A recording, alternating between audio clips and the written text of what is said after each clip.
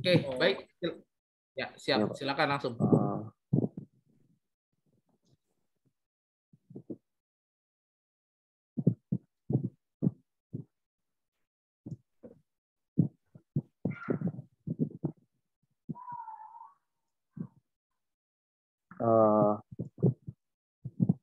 Udah kelihatan share screen-nya?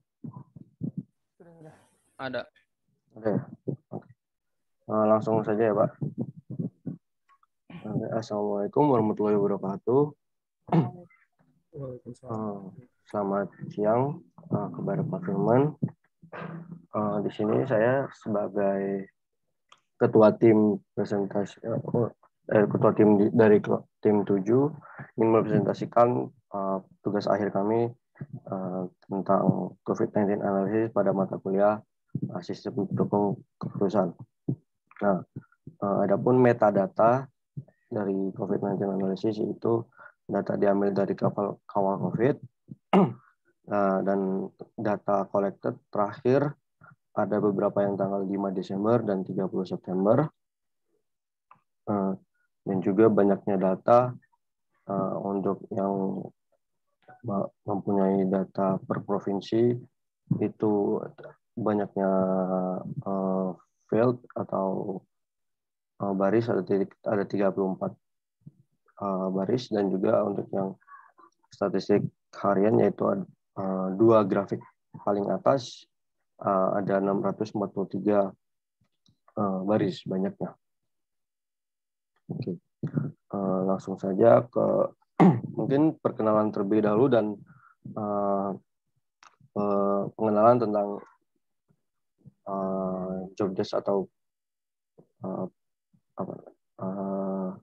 responsibility tanggung jawab tentang grafik mana yang mana. Yang pertama ada saya Hardin Ferdi Hidayat untuk bertanggung jawab atas grafik active cases and deaths dan Jakarta and Indonesia cases.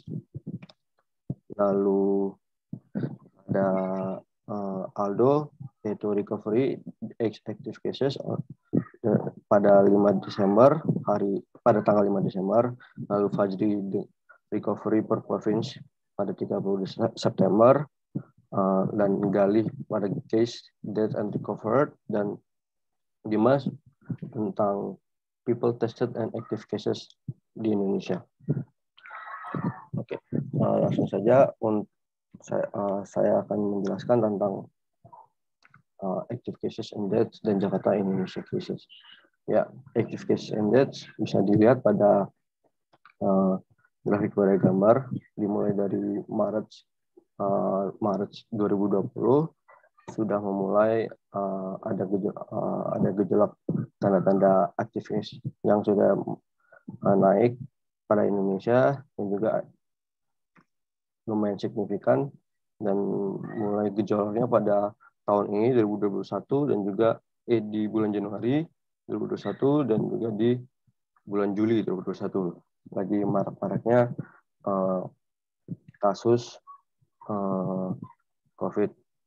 kasus aktif COVID-19 pada tahun tersebut dan juga ada garis warna merah yang merepresentasikan tentang meninggal dunianya.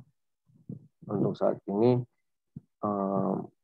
masih terbilang cukup landai, jadi tidak terlalu banyak orang yang meninggal, tapi pada bulan Agustus ada sedikit gejolak atau kenaikan dari data tentang banyaknya orang meninggal, di mana seharusnya kita sebagai negara lebih bisa menghalangi, prevent itu untuk terjadi. Untuk kasus sendiri sudah mulai turun di bulan Agustus akhir dan September, kasus aktifnya mulai menurun. Alhamdulillah. Dan langsung saja ke Jakarta Indonesia cases. Di sini saya membandingkan dua measure names, yaitu kasus Jakarta dan juga active cases di total Indonesia. Di sini bisa terlihat bar chartnya merepresentasikan sebagai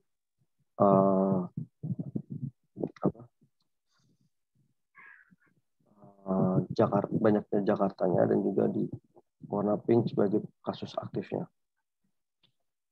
Untuk beberapa bulan didominasi oleh banyaknya kasus di Jakarta, namun apalagi di bulan Juli dan puncaknya di bulan Juli banyak di kasus aktif.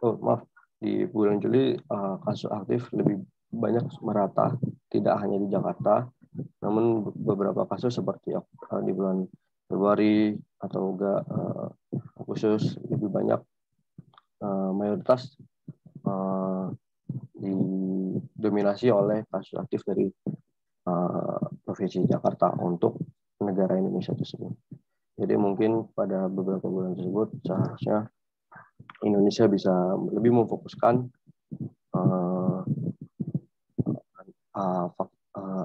vaksin-vaksin di beberapa tempat yang lebih banyak terdapat kasus aktif. Mungkin dari saya seperti itu. Langsung saja saya akan berikan waktu untuk menjelaskan tentang people tested and active cases kepada Saudara Dimas. Untuk Saudara Dimas, dipersilahkan. Baik, terima kasih Hardian kesempatannya. Oke. Pada kesempatan kali ini saya akan menjelaskan grafik dari people tested and active cases.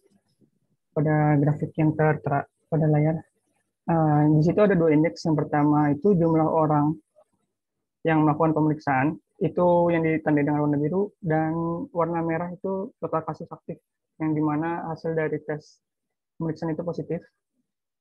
Untuk angka pemeriksaan itu ialah orang yang memeriksa itu berdasarkan PCR, PCM, dan antigen. Oke. Di kasus awal diawali dari bulan Februari 2020, di mana tanda awal COVID Indonesia masuk di Indonesia. Di situ ada tertera pada layar di situ pada bulan Maret 2020 ada jumlah orang yang diperiksa sebanyak 67.000 orang. Oke. Lalu saya persingkat dari data ini secara besar kumulatif mengalami peningkatan terutama pada bulan Juni 2021. Kita tolong Hardian pada bulan Juni. Nah, transisi pada bulan Juni ke Juli ini mengalami peningkatan yang sangat signifikan, yaitu dengan angka saya catat 336 juta sekitar, dengan kasus aktifnya itu 58 juta kurang lebih. Dengan rasio kira-kira 6% dari hasil tes itu mengalami hasil positif.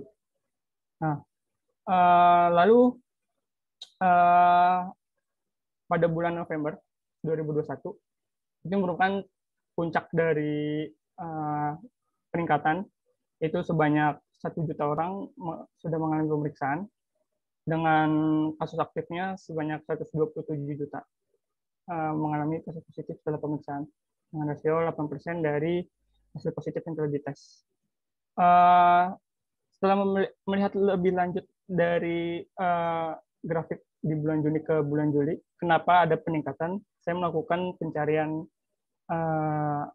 berdasarkan berita, yaitu pada bulan Juni dan ke Juli itu pemerintah telah membuka PSBB transisi, di mana kantor sudah boleh dibuka dan beroperasi beberapa kendaraan umum seperti KRL. Lalu pada bulan November itu mengapa tingkat pemeriksaan itu bertambah terus hingga 1 juta pemeriksaan? Itu diakibatkan pemerintah telah menurunkan harga pemeriksaan PCR itu lebih murah 4 kali lipat dari harga awal, ya, sehingga memungkinkan masyarakat lebih mampu untuk melakukan pemeriksaan COVID-19. Setelah dari grafik yang ditampilkan, Indonesia itu telah mencapai standar jumlah pemeriksaan WHO yang dimana 1.000 orang diperiksa per 1 juta penduduk per minggunya. Jadi Indonesia sudah melampaui standar yang diharapkan WHO untuk melakukan pemeriksaan di masyarakat. Nah, dari grafik yang saya jelaskan ini, saya mendapat kesimpulan bahwa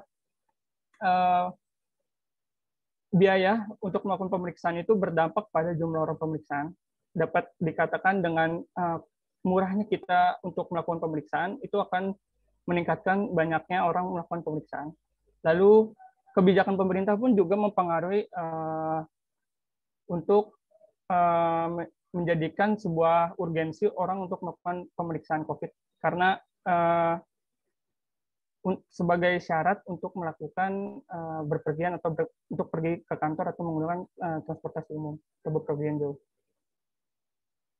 Dari grafik yang saya paparkan, telah mungkin itu saja dari saya. Selanjutnya saya serahkan kepada teman saya,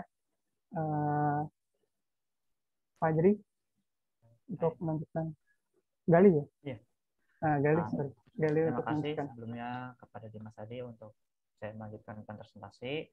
Yaitu saya akan melanjutkan tentang case and data recover. Dari sini digunakan diagram batang untuk menampilkan dari data tersebut, data yang telah disimpulkan. Ada 3 indeks, yaitu kasus dan kematian dan sembuh.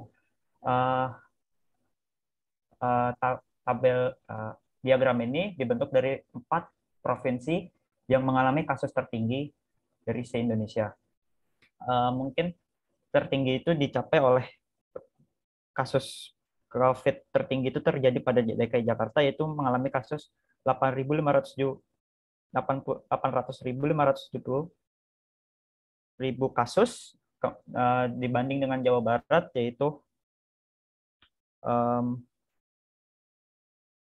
2.722 kasus, kemudian Jawa Tengah dengan 482.009 kasus, kemudian Jawa Timur dengan 3.395.475 kasus. Dari kesemua itu berbanding lurus dengan situasi dengan daerah, yaitu angka kematian dan perbandingan sembuh dan kematian paling rendah itu dicapai oleh DKI Jakarta dan Jawa Barat, yaitu dengan kematian 13.539 dengan kasus yang sembuh yaitu 842.510 kasus. Kemudian Jawa Barat dengan 4 kasus sembuh, kematiannya yaitu 14.624, kemudian dengan angka sembuhnya yaitu 685.219. Kemudian 2 provinsi terakhir ini mempunyai rasio kematian dan sembuhnya lumayan tinggi pada kematian, yaitu dengan Jawa Tengah 29.894, dengan angka sembuhnya yaitu 448.597, kemudian Jawa Timur 29.413. Kemudian angka sembuhnya 364.251. Mungkin hal ini terjadi karena setiap daerah mempunyai kebijakan yang berbeda terhadap dan sosialisasi terhadap masyarakat yang berbeda. Di Jakarta mungkin terjadinya masifnya tentang sosialisasi COVID-19 dan tentang penanganan khususnya bagaimana, makanya di DKI Jakarta dan Jawa Barat mempunyai kasus kematian dan rasio dan kasus sembuh itu lumayan, pada kasus kematian lumayan kecil dan kasus sembuh itu lumayan besar. Berbeda dengan Jawa Tengah mempunyai kasus kematian yang lumayan agak tinggi dibanding dengan DKI Jakarta dan Jawa Barat. Begitu pula dengan Jawa Tengah dan Jawa Timur. Kurang lebih seperti itu yang bisa saya sampaikan dari grafik yang saya sampaikan. Kemudian akan dilanjutkan oleh Fajri.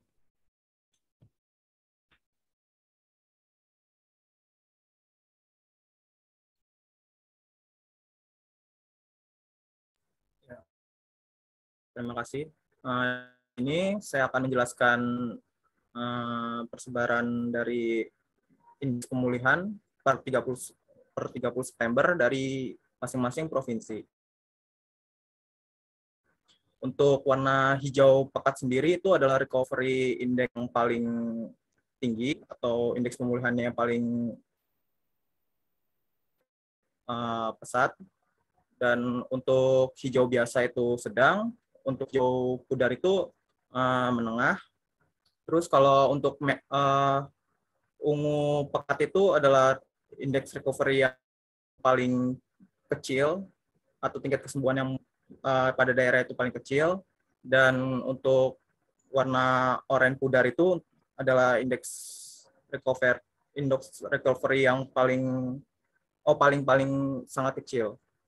Nah, untuk DKI Jakarta sendiri sebagai indeks pemulihan yang sangat tinggi itu berada pada recovery indeksnya berada pada 98,2%, dan untuk yang keduanya indeks recovery yang terbesar keduanya adalah di Papua Barat, yaitu 9,9,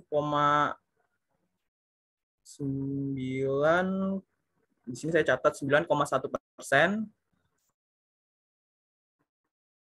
Dan untuk recovery index tertinggi ketiganya yaitu ada di Bengkulu sebesar 97,6%.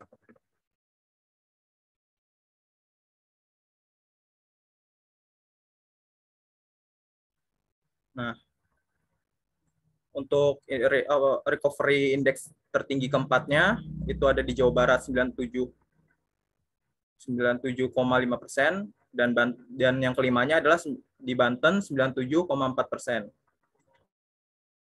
Untuk recovery index terkecilnya yaitu pada warna merah atau ungu oranye gitu, itu paling kecilnya ada di Kalimantan Utara yaitu dengan 89,1%. Dan yang untuk terkecil keduanya terdapat di Lampung yaitu 89,6%, dan yang ketiganya di Aceh 90,1%,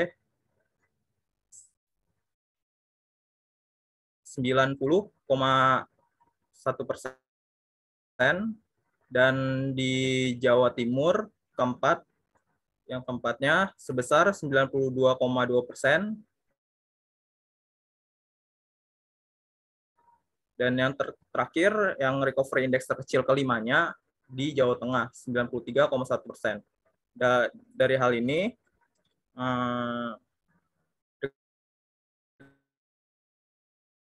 recovery index terkecil Sumatera yaitu di Lampung dan Aceh yang paling kecil, paling pekat warna ungu merahnya itu. Dalam hal ini pemerintah harusnya lebih memperhatikan bagaimana sosialisasi tentang COVID-19, dan juga lebih diperhatikan lagi antar warganya bagaimana penerapan prokesnya, karena indeks pemulihan ini tidak selalu bergantung pada besarnya kasus. Contohnya di Jakarta saja itu ada 857 kasus aktif per 30 September, tetapi recovery index-nya itu merupakan recovery index yang terbesar. Maka dalam hal ini seharusnya dari setiap masing-masing provinsi itu menerapkan kebijakan yang prokes yang ketat untuk agar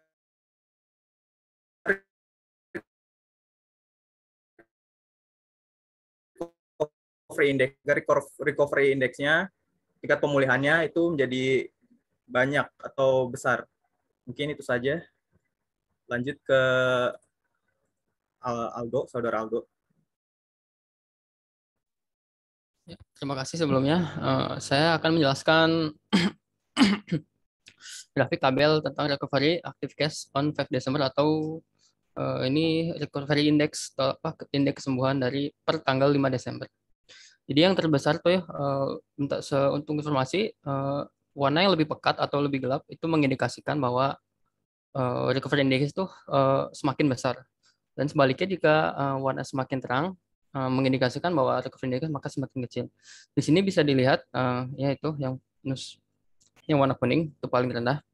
Kemudian pada DKI Jakarta memiliki warna paling pekat karena DKI Jakarta sendiri memiliki recovery index yang cukup besar, yaitu 98% atau 0,9823. Kemudian disusul oleh Papua Barat, yang kedua, ketiga ada Bengkulu, Banten, Maluku, dan seterusnya. Kemudian untuk recovery index yang paling kecil dipegang oleh Nusa Tenggara Timur atau NTT dengan 82%, kemudian disusul oleh Lampung, Aceh, Jawa Timur, Papua, dan seterusnya. Kemudian untuk yang tabel yang kosong, kelihatan kosong itu konfirmasi itu adalah Sumatera Selatan, kemudian Sulawesi Tengah, dan Sulawesi Utara. Kemudian Jakarta juga bisa dibilang pemegang bisa dibilang kasusnya paling banyak biasanya di Jakarta, tapi dia juga memiliki recovery index paling besar karena mungkin dari pendistribusian alat atau tentang vaksinnya gitu lebih mudah karena ibu kota juga, kota paling maju bisa dibilang begitu. Kemudian prokesas dan sosialisasinya pasti lebih lebih ditegaskan lah begitu. Dan untuk Papua Barat pada tanggal 5 Desember aktif case kecil tapi recovery index juga besar, mungkin karena untuk aktif case yang kecil karena bisa dibilang sulit dijangkau dan populasi juga lebih sedikit daripada Jakarta dan provinsi lainnya. Maaf. Oke, untuk yang recovery index kecil mungkin karena seperti NTT, mungkin karena kebijakan pemerintah dan mungkin distribusi vaksin dan yang lainnya kurang atau dibilang sulit mungkin. Kurang begitu juga dengan Lampung dan Aceh mungkin begitu, atau karena masalah prokes, kemudian masalah masyarakat juga yang susah diatur, bisa jadi begitu. Kemudian bisa disimpulkan bahwa dari kemudian dari recovery index ini bisa disimpulkan bahwa recovery index bisa dibilang cukup besar karena paling kecil di sini sendiri itu hanya 80%. Bisa dibilang cukup besar dari kan setidaknya tidak di bawah 60 atau 50% setengahnya begitu. Oke, sekian dari saya. Terima kasih. Saya kembalikan ke Hardian. Baik, terima kasih. Mungkin yang bisa dapat disimpulkan dari presentasi kami adalah untuk saat ini penyakit COVID atau penyebaran penyakit COVID di Indonesia sudah mulai merata dan juga pemulihan sudah mulai lebih baik daripada beberapa bulan sebelumnya, dan juga bisa lebih diratakan tentang pemulihan atau penyuluhan atau bantuan-bantuan bisa dilihat seperti pada data yang sudah kami sebarkan atau kita visualisasikan, yaitu Jakarta rata-rata mempunyai recovery index lebih bagus, padahal dengan kasus dengan kasus paling banyak, namun kasus kematiannya atau kasus kematiannya rendah dan kasus kesembuhannya lebih tinggi. Jadi bisa untuk fokus per provinsi dari pemerintah pusatnya mungkin bisa difokuskan ke beberapa provinsi yang lebih membutuhkan seperti Jawa Timur, Lampung, Kalimantan Utara yang notabene mempunyai recovery index yang bisa dibilang lumayan dikit, tapi dengan populasi banyak seperti Lampung dan Jawa Timur. Mungkin segitu saja dari presentasi dari kami. Mohon maaf bila ada salah-salah kata. Wassalamualaikum warahmatullahi wabarakatuh. Waalaikumsalam warahmatullahi wabarakatuh. Kalau ada salah-salah kata ya wajar ya, karena bagian dari proses pembelajaran. Jadi sesuatu itu bisa bernilai dari prosesnya, gitu ya, dari prosesnya. Ya sama kayak misalnya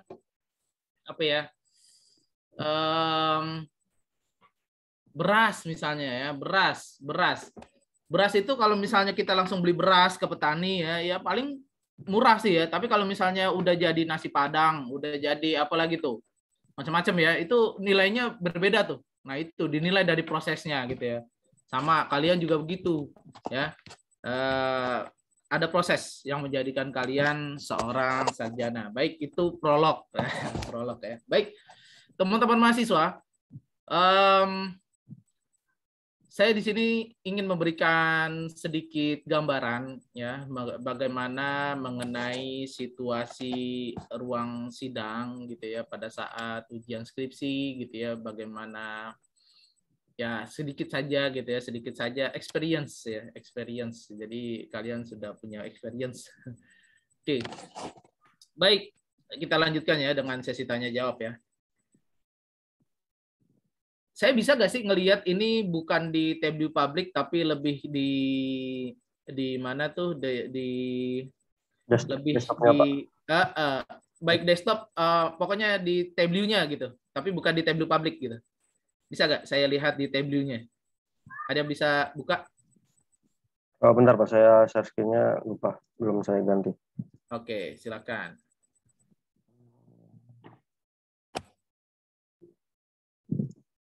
Apakah sudah terganti? Oke, siap. Udah. Baik. Kekurangannya ini padahal sebenarnya udah ada tuh ya. Kekurangannya kalian kenapa nggak pakai menu story sih? Fitur storytelling. Padahal sudah ada tuh, story 1 tuh. Oh, iya. Nah, story 1-nya kosong ya. Padahal saya nggak tahu apakah kalian semua hadir pada saat saya memberikan instruksi terkait final project ini ya. Padahal situ sudah jelas saya bilang ini nanti presentasinya tidak di PowerPoint ya, tapi di tab view-nya langsung, benar di tab view-nya langsung dan menggunakan fitur storytelling. Ya, storytelling. Story gitu ya, story. Ya storytelling lah gitu ya. Dan di RTM yang saya lampirkan atau rincian tugas mahasiswa, ya itu juga sudah saya state di situ presentasi menggunakan fitur storytelling gitu ya. Storytelling lagi, story gitu ya. Gitu ya. Oke, nggak apa-apa. Pak, boleh interupsi Pak? Iya, silakan. Untuk penggunaan dashboard atau story kemarin kalau nggak salah Bapak nggak secara eksplisit bilang untuk pakai story. Bapak mungkin ngasih link YouTube kalau nggak salah, dan di situ ada link juga lain. Saya mungkin salah juga tapi saya lupa. Dan di situ juga ada dashboard. Jadi Bapak nggak secara langsung ngasih tahu kalau kita pakainya story. Jadi Bapak bilangnya kalau nggak salah pakainya ini. Jadi saya asumsikan, mungkin saya salah gitu ya, asumsinya pakai boleh salah satu gitu. Jadi nggak ke ini Pak, nggak maksud gitu, maksudnya nggak miskom mungkin dari saya gitu. Baik, nggak apa-apa ya. Dashboard boleh ya, tapi alangkah lebih baik dengan menggunakan story ya, storytelling ya, story gitu ya, story ya. Oke, baik. Sebenarnya apa sih tujuan kalian mempresentasikan data apa nih? Nama judul datanya apa nih tadi ya? COVID-19 analisis. Sebenarnya mau pakai COVID-19 recovery index, cuma mungkin nggak ngasih gambarannya ya. Oke, iya. Tujuannya apa sih sebenarnya? Maksud tujuan ini gitu? Baik Pak, untuk tujuannya kita juga ngasih gambar utama. Soalnya kebanyakan analisa-analisa yang ada di mungkin public tableau atau mungkin di YouTube yang tutorialnya cuma ngasih tentang kasus aktif kasus dan meninggalnya dan mungkin kesembuhannya, di mana jarang yang ngasih tahu tentang kesembuhannya. Makanya di sini kita khusus dua grafik, gambar memfokuskan ke recovery index-nya, di mana nggak banyak data yang diperoleh itu dari ada recovery index-nya, cuma tentang kasus banyaknya matinya, masuk banyaknya meninggalnya, dan juga banyak kasus positifnya. Itu aja. Jadi di sini kami lebih menekankan ke recovery ya, sambil melihat memberikan gambaran umumnya gitu Pak. Oke, baik. Menurut kalian ya, dari ada berapa grafik nih yang ada di sini nih? Ada 6 ya. Yang di dashboard ini ada 6 ya, ada 6 grafik. Menurut kalian nih yang ada di kelompok 7 nih, grafik paling mana ya yang bisa mempresentasikan grafik-grafik lainnya? Jadi kalau misalnya apa ya istilahnya kalau di sebuah perusahaan gitu ya, misalnya ada wartawan mau wawancara gitu ya, oh iya dengan si ini aja nih, nah gitu dia pasti kamu mau nanya apa dia paling tahu gitu ya, istilahnya gitu ya. Jadi menurut kalian balik lagi ya, di antara grafik-grafik yang ini ya, yang lebih mewakili tujuan daripada kalian membuat mempresentasikan data ini nih yang mana? Kalau dari saya sih mungkin yang case death and recovered ya. Jadi recovery-nya ada, kesembuhannya ada, jadi bisa relate ke dua grafik di bawah, dan juga case death-nya bisa relate ke atas gitu Pak. Jadi grafik ini bisa merujuk ke grafik manapun gitu Pak. Ini sudah dibuat linknya belum sih? Link tablunya. Bukan. Ketika misalnya saya di provinsi misalnya ya, saya klik Jakarta gitu ya. Ini jadi yang ditampilkan nih day of date-nya hanya Jakarta. Terus, untuk filter kita emang nggak pasang. Kenapa? Karena beberapa tanggal di sini beda-beda Pak. Kalau ini on 5th December, maksudnya untuk hari itu. Makanya kenapa di sini kasus di Jakarta misal 800 karena dia per 30 September itu kasus total. Jadi untuk misalnya kita klik di sini. Sorry nih, kasus total di bulan September apa selama mulai COVID total sampai dengan 30 September atau gimana nih? Iya total, jadi update sampai tanggal 30 September. Dari mulai awal COVID itu ya, di Indonesia? Iya. Jadi untuk Jakarta per 30 September itu terakhir update di 30 September dari awal.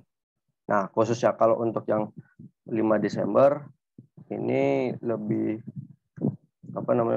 lebih ke hariannya, karena kita ambilnya terakhir tanggal 5, jadi update-nya langsung update terakhir kasusnya 1.700 COVID-19 yang positif. Jadi emang beda-beda Pak. Jadi untuk kita linkin atau kita filter mungkin nggak terlalu ini juga, nggak terlalu signifikan berubahnya, karena memang perbedaan datanya. Oke. Kalau menurut kalian tadi ya, provinsi paling tinggi tadi nih saya melihat apa nih, ada peta nih ya per provinsi ya per 30 September. Provinsi paling tinggi itu apa nih? Ini recovery ya? Ya. Recovery yang ngomongnya ya. Oke. Provinsi paling tinggi recovery. Provinsi paling tinggi. Oke. Kalau menurut kalian provinsi paling tinggi recovery ini ada di mana? Di DKI Jakarta. Yang paling rendah? Rendah ada di 3 tempat sih. Paling rendah Kalimantan Utara 891. Oke. Itu kenapa? Mungkin di 3 tempat itu lebih banyak. Jangan ngomongin 3 tempat. Satu aja paling rendah. Ya. Kalimantan Utara. Okay. Kalimantan Utara ya tadi ya? Iya, Kalimantan Utara. Ya, itu kenapa? Why gitu. Dibandingkan dengan yang paling tinggi, why gitu. Ya. Mungkin di Kalimantan Utara recovery index-nya karena masih terbilang jauh dari pemerintah pusat. Kita tahu negara kita masih Jawa sentris, lebih ke berpusat di Pulau Jawa. Jadi kemungkinan seperti alat-alat atau tes atau itu lebih banyak ke Pulau Jawa dan jarang ke pulau-pulau lain, khususnya di sini di kasus ini Kalimantan Utara yang memang sangat jauh, jadi butuh uang atau anggaran tersendiri. Nah, lalu juga ada mungkin kepercayaan orang dalam, seperti mereka kan kayak ada orang Bugis atau orang Dayak kalau nggak salah, yang mereka tidak mau percaya dengan tentang hal-hal modern, tentang HP, tentang alat kayak seperti itu. Mereka tidak mau tahu. Jadi kemungkinan besar faktor-faktor seperti itu yang mempunyai faktor signifikan kenapa Kalimantan Utara mempunyai recovery index paling rendah. Mau sedikit menambahkan Pak, mungkin karena tambahan juga buat Harian, mungkin Kalimantan Utara juga masih dalam provinsi baru terbentuk, yaitu tahun 2012, bulan September 2029. Mungkin infrastruktur untuk mencapai setiap daerahnya itu mungkin masih dalam pembangunan, jadi sosialisasinya bakal berkurang Pak. Ya lebih sulit. Oke, ya. Bisa jadi ya. Bisa jadi. Terus apa ya? Recovery. Terus di sini ada, saya lihatnya ada jumlah kasus ya, jumlah kasus. No. Tadi. Oke. Jumlah kasus ini DKI. Jumlah kasus paling tinggi ada di DKI Jakarta. DKI. Paling rendah ada di untuk paling rendah ada di mana ya? Ke grafiknya aja, jangan di dashboardnya, grafiknya. Grafik detailnya ada, grafik detailnya dia. Grafik detailnya berapa ini, soalnya saya cuma Enggak, di grafiknya dia ada di mana grafiknya dia? Itu kan dashboard ya, ini dashboard. Nah, itu tuh mungkin bisa terlihat ya. Enggak, soalnya saya filter cuma. Di filter, coba dikasih lihat di sininya. Oke. Saya sebenarnya bosen loh dengar suaranya Hardian, saya pengen dengar suaranya Galih, Dimas, siapa nih, Aldo, Fajri gitu ya. Nah, kalau bisa saya dengar suara-suara yang lain gitu ya, jangan Hardian mulu ya, mana suaranya ngebas si Hardian ya, main nada-nada rendah dia ini. Ya udah, saya mute Pak, saya mute. Oke, jangan. Oke, baik. Mungkin yang lain bisa. Kenapa nih, Wai? Jakarta paling tinggi kasus ya, saya ngomongin kasus ya. Dibandingkan dengan yang paling rendah siapa nih? Paling rendah. Bisa di short mungkin, bisa di short untuk kasus.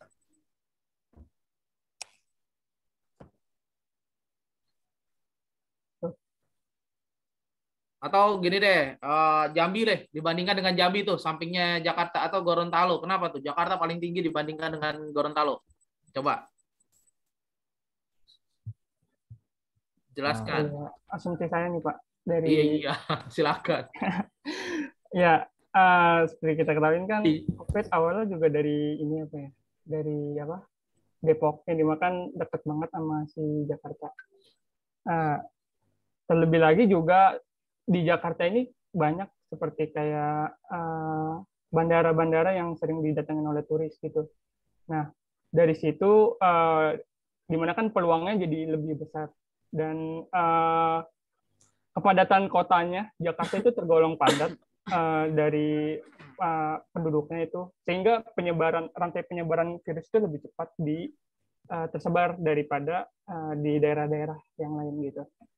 Jadi ya dari hal itu kasusnya jadi lebih banyak daripada yang lain, gitu Pak. Oke, ada yang bisa menambahkan mungkin temannya selain itu? Ya, sama mungkin ini juga Pak, karena di Jakarta itu kan populasinya bisa bilang paling banyak ya. Jadi ya karena padat penduduk, terus juga banyak transit dari kayak bis, kereta, tadi bandar juga dan lain-lain, itu juga termasuk juga yang bisa bikin penyebarannya lebih cepat dan lebih banyak. Kenapa yang saya itu padat penduduknya Pak? Karena saking banyaknya mungkin kayak sumpek apa ya Pak? Sumpek maksudnya sempit gitu jadinya, karena macet juga kita tahu, sama mungkin masyarakat juga banyak yang bisa diatur, jarang ada yang pakai prokes. Waktu saya sendiri ke Jakarta waktu itu saat masih pandemi awal-awal itu, saya ke kosan ternyata masih banyak banget yang nggak pakai masker. Intinya nggak ngikutin prokes, masih banyak Pak. Sebelum saya tanggapin ya, sebelum saya menerima itu, saya koreksi dulu nih. For your information, Jakarta bukan merupakan daerah yang tingkat populasi penduduknya paling banyak. Bukan. Ya. Itu Jawa Barat ya. Jakarta oke, paling banyak pada saat office hour. Senin sampai Jumat dan office hour aja. Setelah itu mereka beralih ya. Beralih pulang ke rumahnya masing-masing, ada yang di Depok ya, Jabodetabek lah istilahnya gitu ya. Bekasi, Purwakarta gitu ya, Cikarang, Jonggol ya dan lain-lain sebagainya ya. Oh iya. Nah, itu. Terus mungkin ya, ini kan tadi kita ngomonginnya kasus terkonfirmasi ya. Mungkin lebih banyak juga ya apabila mereka yang paling banyak menyediakan tempat untuk tes tadi udah disampaikan sama temennya ya di Jakarta gitu ya. Bahkan yang drive-thru itu udah banyak juga tuh ya yang drive-thru gitu ya. Terus itu paling banyak ya Jakarta. Terus juga mereka akhirnya lebih memilih selain isolasi mandiri, terkadang orang-orang juga ya lebih memilih ya udah isolasinya di Wisma Atlet gitu ya, karena nakesnya itu lebih tersedia gitu ya dibandingkan dengan di daerah mereka mungkin ya kan banyak kan gitu kan, begitu udah terkonfirmasi ya udah mereka lebih ke kemana, ke Wisma Atlet atau apa gitu ya yang disediakan oleh pemerintah di Jakarta gitu ya, di Jakarta. Dan lebih banyak sih pada terkonfirmasinya pada saat di kantornya gitu ya dan lain sebagainya juga sih banyak ya. Oke, baik. Boleh ke dashboard lagi tadi? Sembuh udah. Nah, nanti dibenerin ya ini dashboardnya ya. Ini kurang enak lihatnya nih yang ini ya. Tadi ya. Oke, baik. Yang di sebelah kirinya itu sebelah kiri, sebelah atas, kiri atas. Ini ya. Jakarta dan Indonesia case. Jakarta dan Indonesia case. Berdasarkan ini ya. Oke, kasus aktif. Ini yang merah ini tadi apa ya? Yang grafik merah. Oh, ini Jakarta.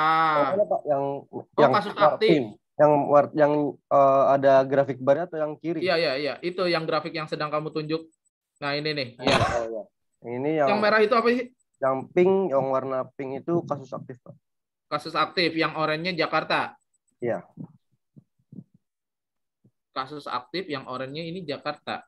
Ya. Oh, berarti kasus aktif di Indonesia gitu ya? Iya. Di Indonesia apa Jakarta? Dua-duanya. Jakarta. Indonesia dan Jakarta. Oke, terus kenapa yang barnya hanya Jakarta aja?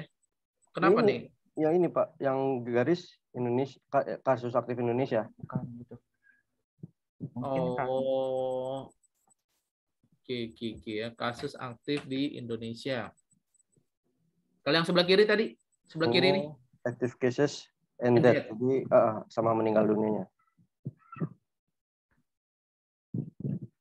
Terakhir di 143.867. Ya, tanggal 5 Desember.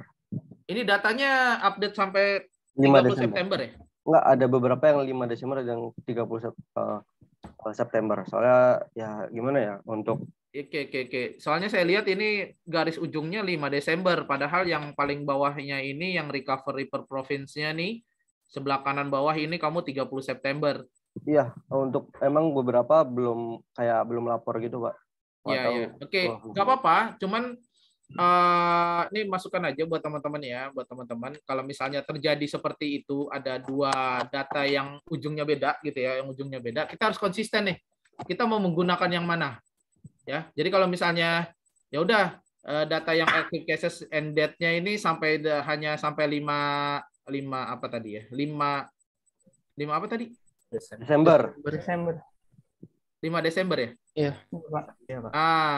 5 Desember.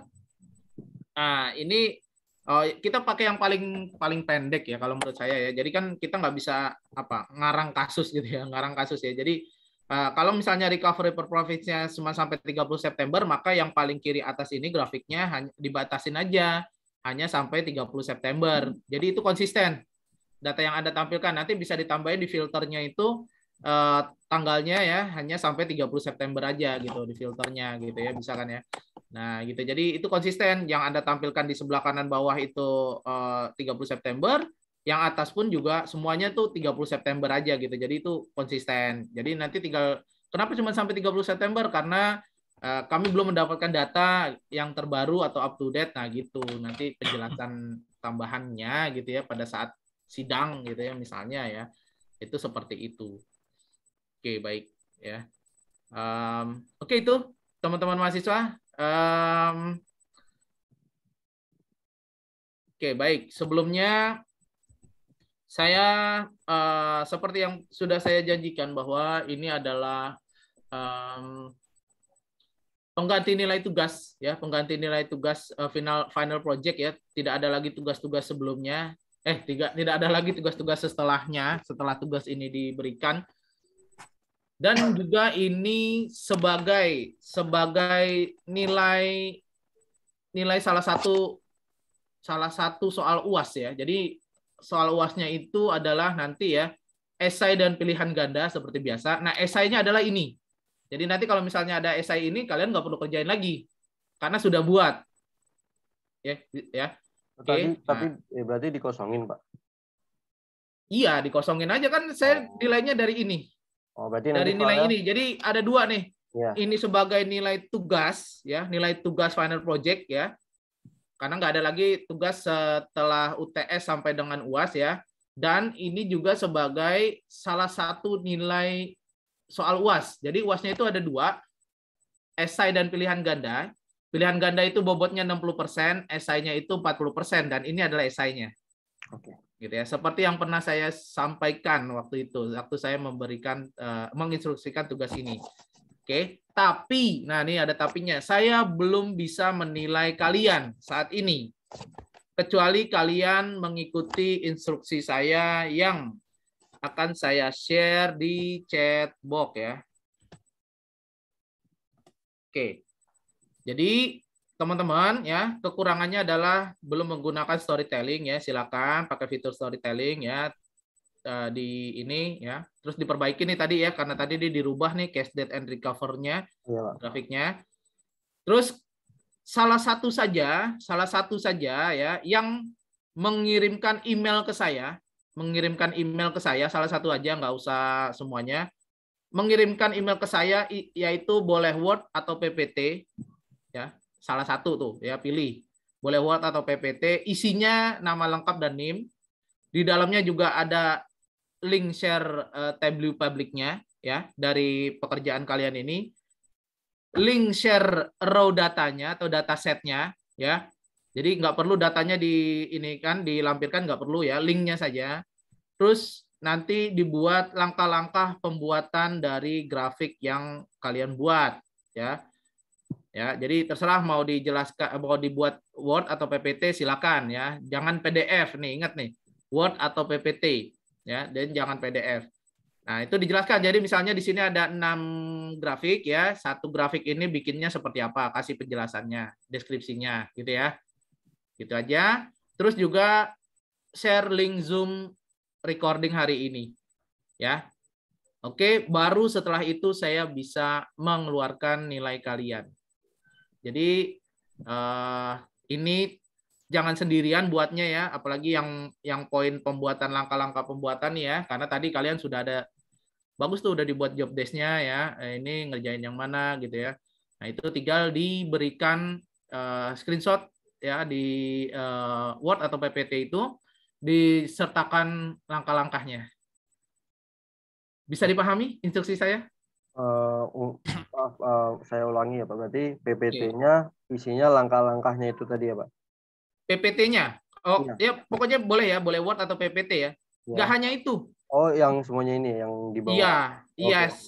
Yes. Ya. Oh, ya udah, paham. Saya paham. Oke. Ya. Itu hanya salah satu saja. Oke, baru setelah itu saya bisa mengeluarkan nilai kalian. Oke, bisa dipahami? Ada pertanyaan lain? Paham, Pak. Oke, baik. Itu terima kasih sudah mencoba untuk melakukan presentasi. Ingat, nggak ada yang salah dalam melakukan pembelajaran. Ya, salah itu hal yang wajar gitu ya. Saya juga dulu waktu sama seperti kalian ya, mahasiswa itu sering salah gitu ya. Sering salah gitu, sering diomelin sama dosen ya. Cuman di UHAM kan ini dosennya nggak ada yang ngomel ya, baik-baik semua gitu ya. Gitu ya. Jadi luar biasa ya. Oke, baik itu yang bisa saya sampaikan. Mungkin ada yang mau bertanya lagi terakhir? Oh, maaf Pak, saya lupa. Ya. Deadline-nya kapan Pak kira-kira?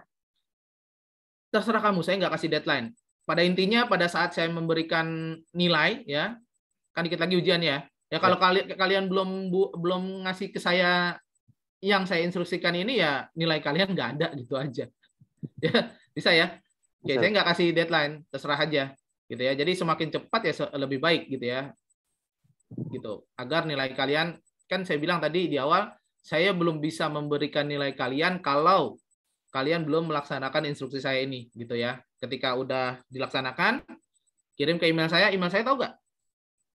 Ini saya ketik di chatbox nih. Oke. Gitu ya. Itu email saya ya, kirim ke saya satu orang aja ya, isinya Word atau PPT. Nah, dalam Word atau PPT-nya isinya adalah ini. Oke. Subjek emailnya apa ya Pak? Bebas atau ada? Bebas. Saya tahu kok itu dari kamu gitu ya, dari SPK gitu ya. Oke, baik. Makanya saya bilang Word atau PPT ya, jangan di PDF ya, itu beda lagi. Oke, baik. Silakan. Oke, ada lagi? Dari saya nggak ada Pak. Cukup Oke, Pak. ya. Sip. Oke, good. Terima kasih ya. Silakan Anda leave dari ruang meeting ini ya. Jangan lupa rekamannya ya tadi ya, karena ini juga termasuk rekamannya. Agar saya bisa berpindah ke kelompok berikutnya. Terima kasih teman-teman mahasiswa, sukses. Sama-sama Pak. Terima kasih, Pak. Terima kasih Pak.